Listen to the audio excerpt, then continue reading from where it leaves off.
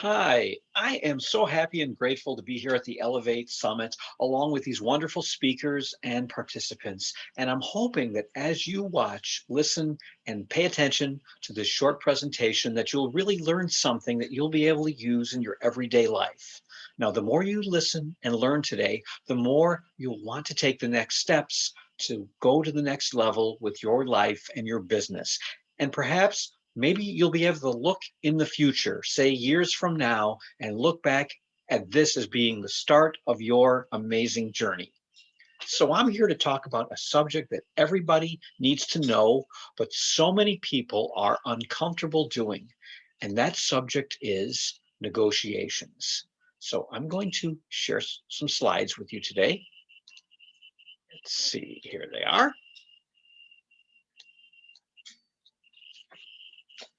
I'm entitling my presentation Negotiations for Everyday Life. Now, I'm Tony Wechsler, and I am a teacher, trainer, and a coach, and I'm also the host of a podcast, Strive to Thrive, the Purposely Positive Podcast. The podcast is about bringing positive content into the world. So I hope you'll look that up. It's found pretty much any place you listen to your audio podcasts. Now, before I got into training, teaching, and coaching, I had 25 years in the field of investigations. I was a licensed private investigator. Actually, I still do have my license here in New York State.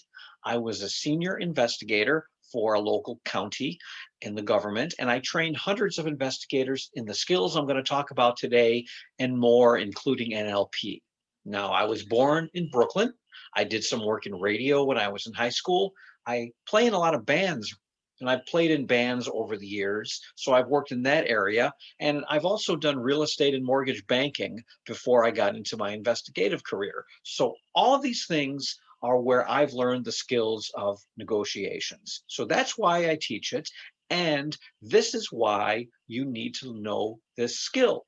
Now, the art of negotiations is really the art of letting someone else have your way. So basically, you have a goal that you have in mind, and you want somebody else to agree to that goal. And basically, life itself is really full of negotiations. Getting out of bed every day is a negotiation. You ever have that little negotiation when the snooze alarm goes off and you say, I could probably sleep another 10 minutes? Driving to work, how many of you have driven in traffic and you're trying to make that decision whether or not to pass somebody or not, or change lanes? And sometimes that can affect your entire day. You know, what we eat, what we decide to eat is a negotiation. Almost every interaction in our life is a negotiation. So, why do we fear it so much? Well, I tend to believe that negotiations and fear of negotiations is really fear of the unknown. We don't know what's going to happen in a negotiation unless we are prepared. And that's exactly why I put together this workshop and this presentation today. So it's also fear of how other people see us. See, some of us, we want to be liked by others, and we feel that if we're in a negotiation, that we won't be liked by the other person.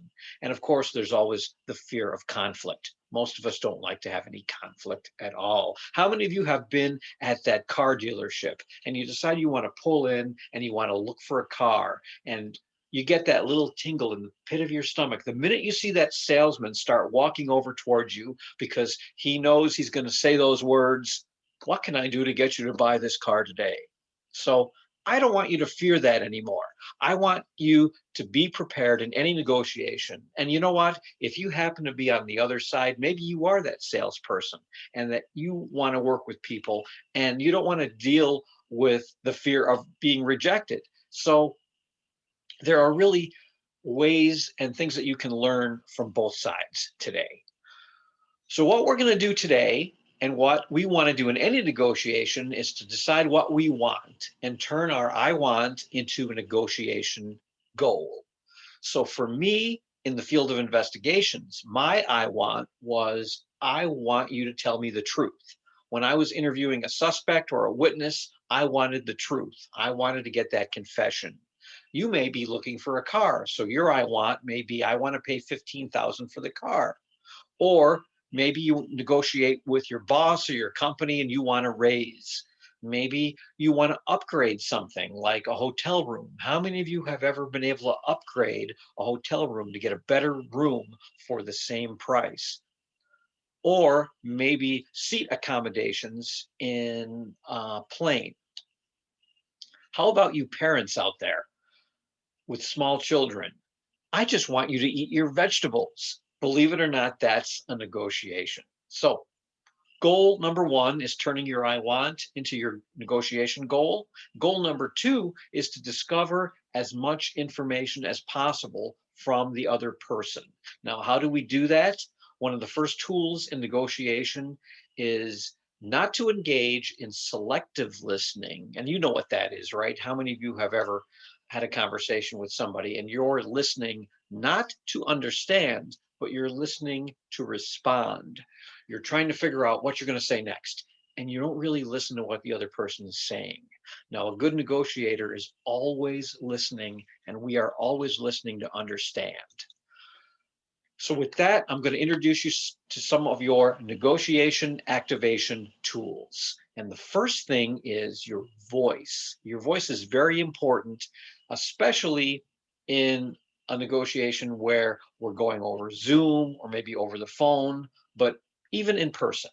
Now, there are three kind of voices that you can use. Most people in negotiations will try to assume that dominant voice, that voice that basically you want to be overbearing, you want to be aggressive in your negotiation because you've been taught the only way you're going to get what you want is to be aggressive. So you go into this negotiation, hey, this is what I want to pay. This is what, and what happens is you put the other person on the defense. And once you put them on the defense, it's going to be very difficult to get them out of that state. So you don't want to use the dominant voice. There are certain situations where it does work, but we're not going to get into that today because we've only got about 30 minutes to go through this today. So put the dominant voice aside and use these two voices. The first one I call your smiley voice. Now, when you smile and you talk when you're smiling, you have a very happy, pleasant sounding voice. That's the kind of voice that you want to use in most of your discussions. And then there is what I call the yoga voice. How many of you have ever taken a yoga class? Well, you'll notice that the yoga teacher usually speaks very softly and very slowly, and sometimes makes their voice a little bit deeper. It's very definite and has a purpose. And this is a great voice to use in your negotiations. Now, I read a book and I'd highly recommend it. It's called Never Split the Difference by a gentleman by the name of Chris Voss. He was a former FBI hostage negotiator. You think he knows how to negotiate? So he wrote this book and he talks about this same voice, but he calls it the late night FM DJ voice. So I want to give him credit on that one because I think that's pretty good. If you've ever listened to the old late night FM DJ, they all talk like that. But I call it, and I've been teaching it as the yoga voice, so I'm just going to refer to it as that. The other tool that you need to do is what is called mirroring. Now, mirroring is something that we learn in sales and in interviews, and it actually gets a bad rap because most people don't do it properly.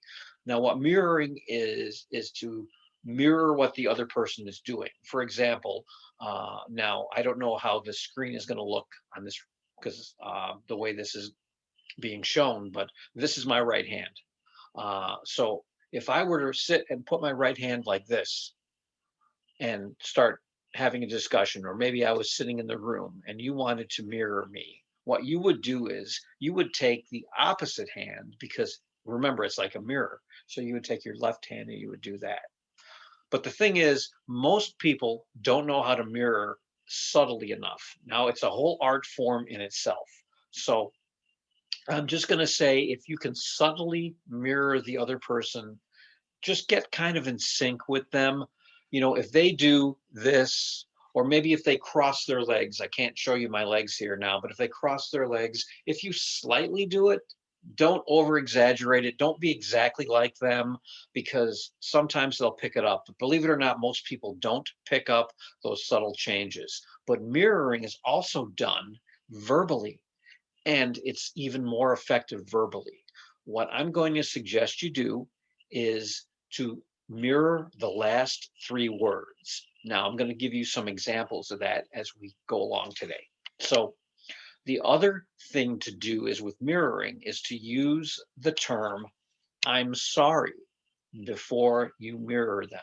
So, the example I'm going to use right now is, let's say you are at work and it's a Friday night and you're excited about getting out for the weekend, and your boss comes up to you and he needs you to work late.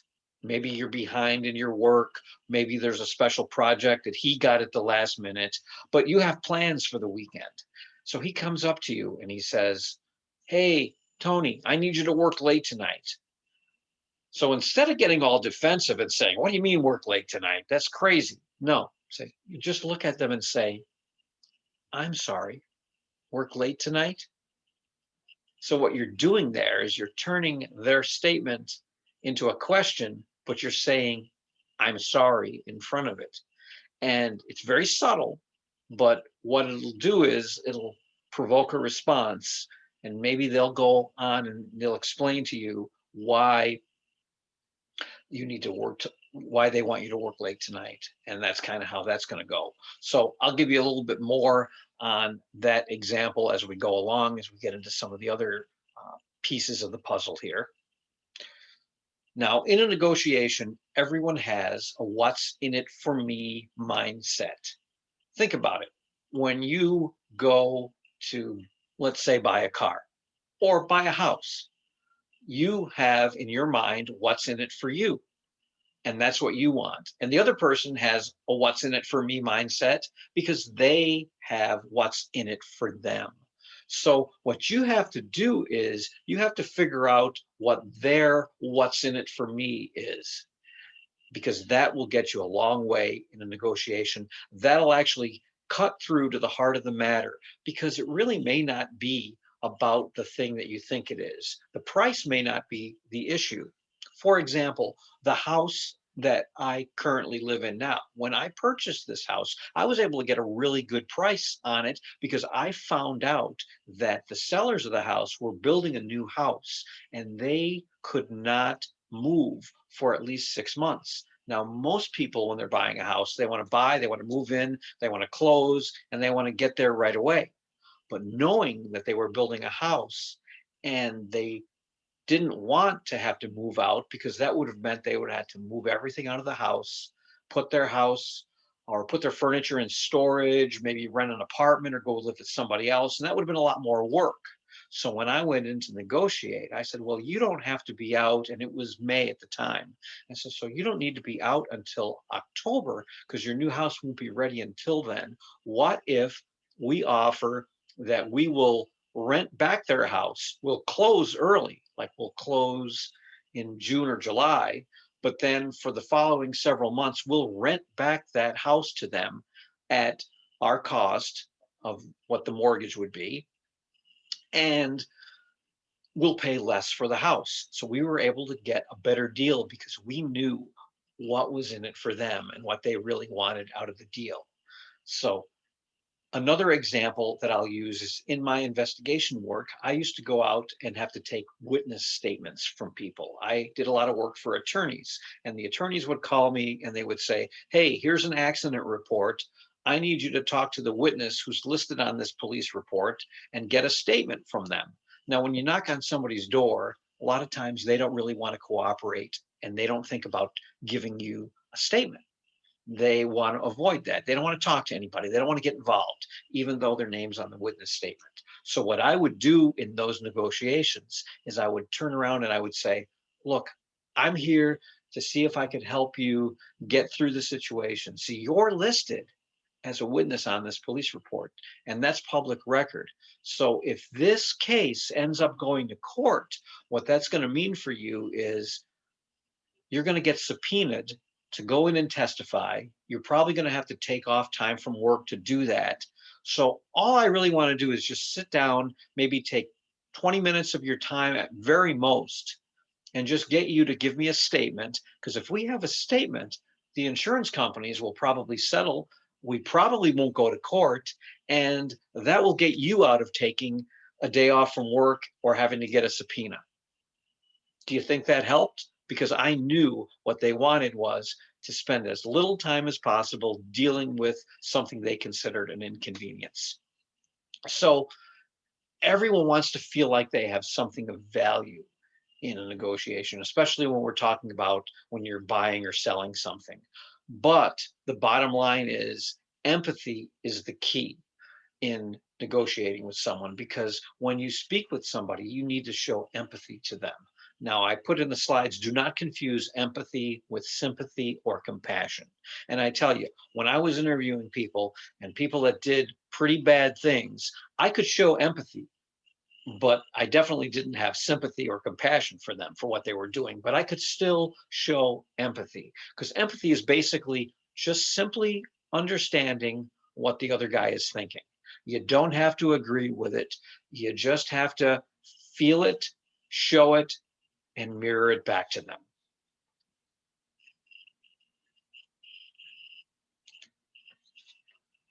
The other thing is, how do we show empathy? We show empathy by using what is called labels. What we're doing is we're labeling their emotions or their position in the negotiation. And we're using phrases like, you know, it seems like, or it looks like, it sounds like, it feels like. Now, I don't know how many of you are familiar with neuro-linguistic programming, NLP for short, but basically everyone processes things mostly. Now there's actually five, but there are three primary sources that we process information. We either process it by auditory, which is by our hearing, we process it visually by our seeing, or we process it by our feeling. Okay. Um, Now, I'm not going to get into NLP and show you how to tell the difference, but what I tend to do is if I rotate it seems like, it looks like, it sounds like, it feels like, I can hit on any of those ways that these people process their information. So by doing so, whatever their preferred method of processing, I will eventually hit on that. So that's why I like to use these. So what I'll do is, let's go back to that example of working late tonight. So the boss comes to me and says, I need you to work late tonight. And I say, I'm sorry, work late tonight? And he comes back to me and he says, well, yeah, Tony, you've been getting really behind in your work, and it's really causing me problems because I have deadlines that I have to make. Basically, what I'm going to do now is say, it seems like that you feel I'm behind in my work, and that's giving you a problem with the deadlines that you have. At that point, they have to agree with you because you've just summarized what they said. So when they're agreeing with you, that puts you in a better position.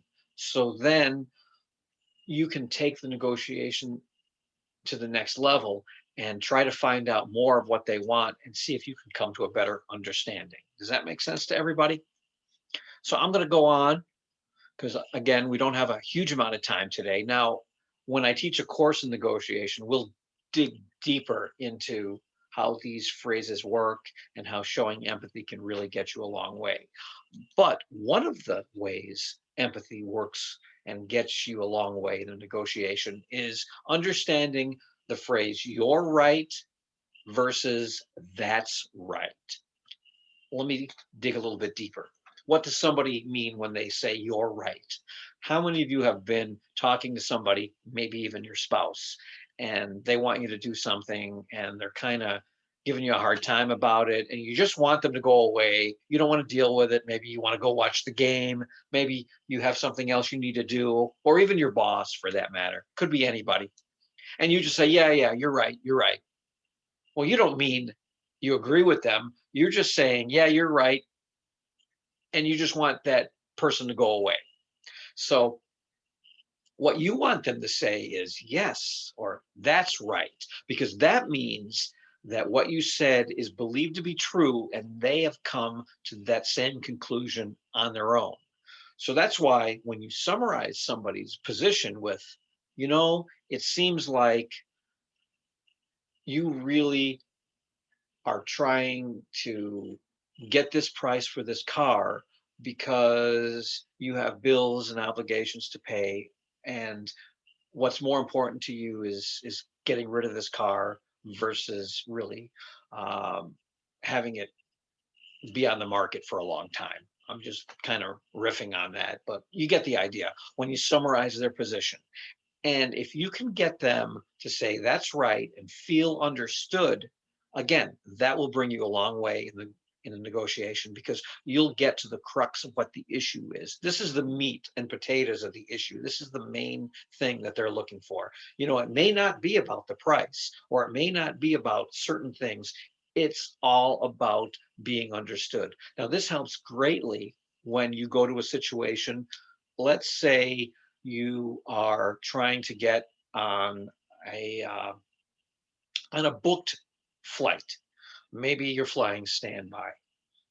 So if you were to sit there and pay attention to what the other people in line are saying to that person who's behind the desk, and you can put yourself in their position, now it becomes your turn to walk up to the counter. Oh, it seems like you're having a really busy day today. Oh, yeah, it's been crazy here. Yeah, it's really been crazy here. Um, and you basically try to bond with that person through their experience, through seeing everything and showing empathy in their eyes. So that will help you go a long way with with basically making that person an ally on your side. So I'm going to go into another example of making somebody an ally in just a few minutes. But another way to do this is, again, I talked about summarizing. Now, one of the points I wanted to make is when you summarize their position, if you get it wrong, don't worry about it. It seems like you're having a really rough day and people seem to be giving you a hard time. And they may say, well, no, that's not really that crazy of a day. It's been pretty slow here today. Well, they corrected you, and people sometimes like to feel good because they corrected you. So then you could follow, oh, it hasn't been a very busy day. Well, that's good. Um, and then you can start a conversation. Oh, so how long have you been working here? And they say, well, I've been here for 6 years. Oh, you've been working here 6 years. Boy, I bet you've dealt with a lot of crazy customers over the years. Oh yeah, they're always complaining. Everybody wants to try to upgrade to first class, or everybody is trying to get on an overly booked flight. Oh yeah, I can definitely understand where that can be a pain. Um, I have a situation where, and then you go on and explain your situation, and maybe just because you've taken the time to show that you understand them, then you might get them to come on your side and to help understand your situation. Does that make sense? I wish I could see you guys while I'm doing this, but so I'm going to move on. How and what questions before I forget. That's also a good way to get to the that's right conclusion. So somebody if you ask someone a question starting with the word how or what, rather than asking something that just requires a yes or no answer. It requires a little more explanation on their part. So the next thing I want to talk about is something in a book by the name of Jim Camp. And he wrote a book called Start with No. And basically, Roger Fisher was another gentleman who wrote a great book called Getting to Yes. And that used to be the gold standard for negotiations in the past, because he talked about the yes ladder. How many of you have experienced a telemarketer or someone comes up to you and asks you the question, hey, do you want to save money on your utility bills? Do you want to save money on your heating bills? And of course, the obvious answer is yes. Well, what happens is those yes questions are now starting to arouse people's suspicions because they're being overly used. So What we try to do is to do what Jim Camp teaches in his book, and I recommend that book also, Start with No, is to ask for a no question first, a question that prompts a no response, because what it does is it satisfies the person's primal urge to be in control. Now, some of my favorite no phrases are, did I get you at a bad time? That worked really great when I used to go into a lot of clubs and bars to try to sell the band. When I play in a band, I usually manage the band, and we talk to a lot of club owners to try to get the band booked. So I would go down into the establishment. I would sit down at the bar, have something to drink, chat with the bartender, find out who books the bands, maybe who's the manager or the owner, and I'd ask to see them. And the first thing I would ask them is, "Hey, did I get you at a bad time?" Because if I did, it's probably not a good time to talk to them. But if it's no, when they say no, oh, that's great. And then I could follow up, hey, I have this band uh, called Retrospect, and we play 80s and 90s music. I don't know if that's the kind of music that goes well here, but would it be a crazy idea if we played here sometime? That is the second phrase I like. Would it be a crazy idea if? Because again, it provokes a no response. So getting to know is a lot better than getting to yes. Another thing I like to use, is it a bad idea if we blank? Is it a crazy idea, as I said before? And another great one is, have you given up on working together? Now, if you get somebody out there who's not responding to your emails, maybe somebody you're trying to get to do a project with, and you want them to respond, simply write an email with, hey, have you given up on working together? With a question mark. That will usually stop them in their tracks, and they'll 9 out of 10 times respond to that.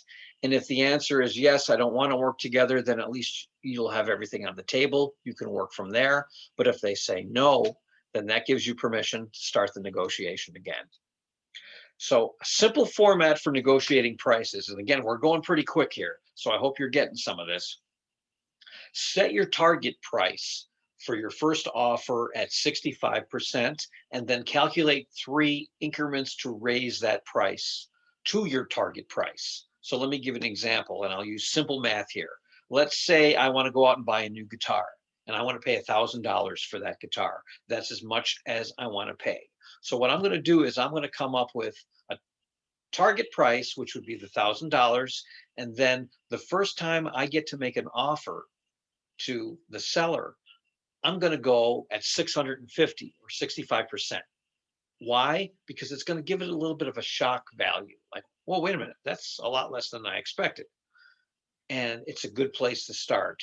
And then I have 3 increments to raise that price, the 75, 85, and 100%. 75%, 750, 850, and then the full $1,000, which I want to pay. Always use empathy in saying no without saying no. And my example earlier was, how am I supposed to do that? If someone asks you, let's say in this guitar example, they want to pay or they want to sell the guitar for $1,400. And so how much do you want for the guitar? Well, the asking price is 1,400. Hmm. Sometimes I'll just say, and I'll let that uncomfortable silence be there for a minute, because what I want to do is I want them to make the first offer at coming down on that price.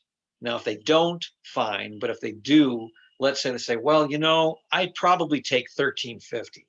Say 1350. Well, how am I supposed to do that? Again, it gets them off guard a little bit.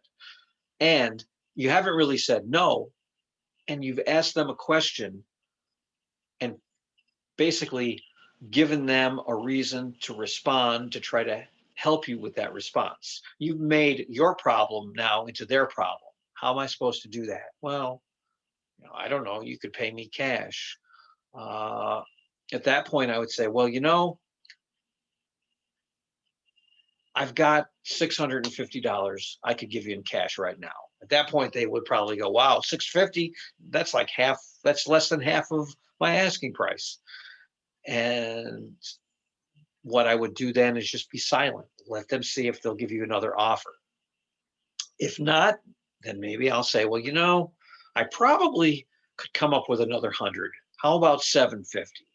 At that point, they'll probably say 750. No, no, I wanted 1400. Really, the lowest I could go. Maybe I could go 1300, but that's it. Then I respond with, I'm sorry, that's a really fair offer, but it just doesn't work for me. See if you can get them to go first with another compromise. If not, then I come in, well, what about 850? And finally, we get to that price that I'm looking for, that target price. And instead of saying $1,000, what I may do is use a precise number. I'd recommend this. Ask them, hey, can I borrow a pen? And then maybe you pull out a little piece of paper or a pad and start scribbling for a minute. Let them think that you're calculating something and say, you know what? That's a really beautiful guitar and you've taken really good care of it. But, I just sat down and figured my budget, and the most I could really think about coming up with would be $1,023. Now that number is something psychologically in their mind that says $1,023. It seems a little off. It's one of those numbers that it will make them kind of think, well, maybe that is the most that this guy can pay. So that's pretty much a simple format for negotiating prices. Again, we could go much deeper if we had more time, but keep that 65, 75, 85, and then 100% of your target price. And your target price, by the way, doesn't have anything to do with the asking price. Last thing I'm going to cover today is tips for negotiators. And basically, some of these things we've already talked about. People want to be understood and accepted. After you give a response, always be quiet. The problem that we have when we're talking to somebody is we don't like that silent pause in between a conversation or in the middle of a conversation.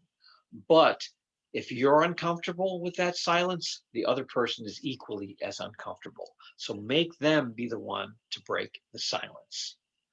Pay attention to the other person because they will tell you everything you need to know. And a good negotiator always makes it about the other person. Find out what they need. It's not about themselves. Keep your emotions under control, because if you can't expect to influence the emotions of somebody else if you can't control your own. Always remember, it's never personal. It always has to do with whatever issue is at hand.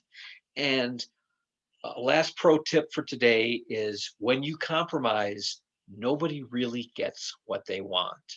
So that's as far as I'm going to go today. I hope you've gotten something out of this, a little bit of a tidbit. If you'd like more information regarding negotiations, reach out to me. My email is coachtonyw@outlook.com, or my website, tonywcoaching.com. And I do teach a more in-depth training on the art of negotiations called negotiation activation. So if you're interested in finding out more about that, let me know. Again, Coach TonyW@outlook.com. And remember, your greatest success is right in front of you. Always have fun, embrace life, and live it with passion. One more thing before I close today, and that's just for you guys. I am starting my negotiation activation class. The next class, it's a 6-week class, and I'm starting it Wednesday, June 23rd. And just because that's coming right up and there's still time, I offer 6 live 40-minute classes starting at 1 o'clock Eastern Time. Again, Wednesdays at 1. And for this group, because you guys have been so awesome, and I really want to give back to those of you who have participated in this summit, I'm basically asking a special price. The regular price for the course is $695. I was offering a special post-COVID jumpstart at $395. But for this summit, just mention the summit in your email, and you can have it for the special price of just $2.97. Email me at Coach Tony W and say activate my negotiation. And one more thing, if you're interested in a free ebook, it's only about 12 pages. It's called Strive to Thrive. It's about how to stop striving in your life and how to start thriving. And with that, negotiations may be part of that. I hope you'll reach out to me and do that. Thank you for listening today and being with me. I've loved being here and sharing, and I hope you guys have an amazing day and an amazing rest of the summit. Take care.